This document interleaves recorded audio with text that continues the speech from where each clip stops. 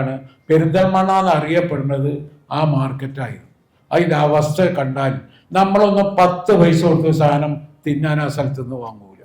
ഇത് എന്തൊക്കെ കാട്ടിക്കൂട്ടിയ hi tech market, American model, മറ്റേ ഇവിടെ മനുഷ്യനെ അതിൻ്റെ ഉള്ളിലേക്ക് ചെല്ലാനും പറ്റൂല. ഇനി നിങ്ങളുടെ എല്ലാ സാമ്പത്തിക ആവശ്യങ്ങൾക്കും ഒരു വഴിയുണ്ട്. UGS gold loan. Perinthalmanna market എന്ന് പറയുന്നത് പെരിന്തൽമണ്ണ സെൻട്രലാണ്, ടൗണിൻ്റെ സെൻട്രലിലെ സ്ഥലമാണ്.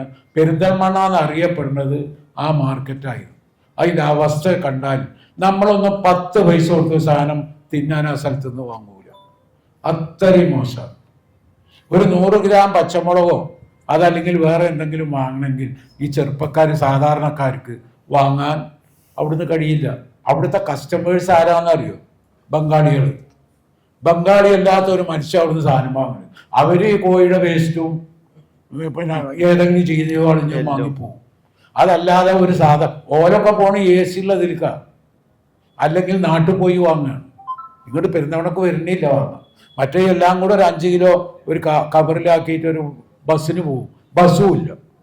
ബസ് എന്ന് പറയുന്നത് ബസ്സിന് വന്ന ഒരുത്തം 50 റുപ്യ, 5 റുപ്യ 50 റുപ്യ കൊടുത്ത് വന്നാൽ 100 റുപ്യ കൊടുത്ത് അവന് ഉദ്ദേശിച്ച സ്ഥലത്തേക്ക് എത്തില്ല. പെരുന്തൽമണ്ണയുടെ അവസ്ഥയാണ്.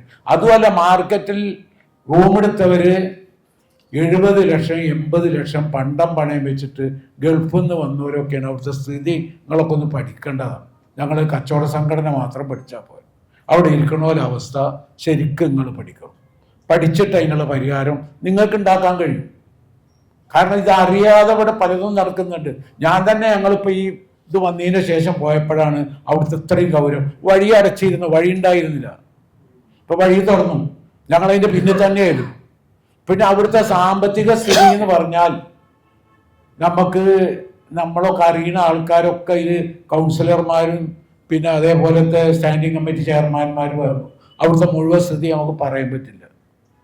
അവിടുത്തെ സാമ്പത്തിക സ്ഥിതി അതാ. ഞങ്ങളോട് പറഞ്ഞ അവസ്ഥക്ക് അത്രയും മോശം. മനസ്സിലായോ? അപ്പം അതൊക്കെ ഒന്ന് നിങ്ങൾ മനസ്സിലാക്കി. നമുക്ക് നമ്മളെ നാടിന് അല്ല, കച്ചവടക്കാർക്കൊന്നുമല്ല, നമ്മൾ നാടാണ്.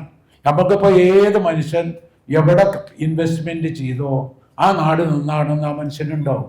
ഒരു പത്രക്കാരൻ ഒരു പത്രത്തിൻ്റെ ന്യൂസ് ഏജൻ്റായിട്ട് പെരിന്തൽമണ്ണ വരുമ്പോൾ പെരിന്തൽമണ്ണ നന്നാണെന്ന് ആ പത്രക്കാരനുണ്ടാവും. ഇവിടെ ഈ മുനിസിപ്പാലിറ്റിയുടെ വരുമാനത്തിൻ്റെ 90% സെക്രട്ടറിയും എല്ലാവരും ഇരിക്കുമ്പോൾ ചെയർമാനും വൈസ് ചെയർമാനും ഒക്കെ ഇരിക്കുമ്പോൾ കൗൺസിലർമാരും ഉണ്ട്. എല്ലാവരും ഇരിക്കുമ്പോൾ ഞാൻ പറഞ്ഞു 90% വരുമാനം വ്യാപാരികളേക്കെന്നാണ്. ഒരു ബിൽഡിങ്ങിന് പ്ലാൻ വരക്കാൻ പോയ അന്ന് മുതൽ അത് പണി തീരുന്നത് വരെ ടാക്സാണ്. പണി തീർന്ന് ഉണ്ടാക്കിയ മനുഷ്യൻ മരിച്ചു പോയാലും ടാക്സ് വിട്ടുകൊടുക്കൂല. ടാക്സ് കിട്ടിക്കൊണ്ടേയിരിക്കുക ആ സ്ഥാപനം ഉള്ളിടത്തോളം കാലം. പിന്നെ ആ വരുമാനം ഈ വ്യാപാരികൾക്ക് വേണ്ടിയിട്ടും കുറച്ച് നാടിന് വേണ്ടി മുടക്കണ്ടേ. ഇത് എന്തൊക്കെ കാട്ടിക്കൂട്ടിയ ഹൈടെക് മാർക്കറ്റ്, അമേരിക്കൻ മോഡൽ, മറ്റേ ഇവിടെ മനുഷ്യനെ അതിൻ്റെ ഉള്ളിലേക്ക് ചെല്ലാനും പറ്റൂല. എത്രയേ കച്ചവടക്കാർ കുടുങ്ങി കിടക്കുകയാണ്. അപ്പം അതൊക്കെ ഒരു പ്രശ്നമാണ്. പിന്നെ അതുപോലെ തന്നെ ഒരു പ്രശ്നമാണ് സ്വർണം. ഒരു അമൂല്യനിധിയാണ്. അത്യാവശ്യ ഘട്ടങ്ങളിൽ ഉപകരിക്കുന്ന ഒന്നും. അത്യാവശ്യങ്ങളിൽ ഉപയോഗിക്കുന്നതിലൂടെയാണ് അതിന്റെ മാറ്റം കൂടുന്നത്. ഇനി നിങ്ങളുടെ എല്ലാ സാമ്പത്തിക ആവശ്യങ്ങൾക്കും ഒരു വഴിയുണ്ട്. UGS gold loan. നിങ്ങളുടെ ഏത് സാമ്പത്തിക ആവശ്യങ്ങൾക്കും ഒരു വഴിയുണ്ട്. UGS gold loan.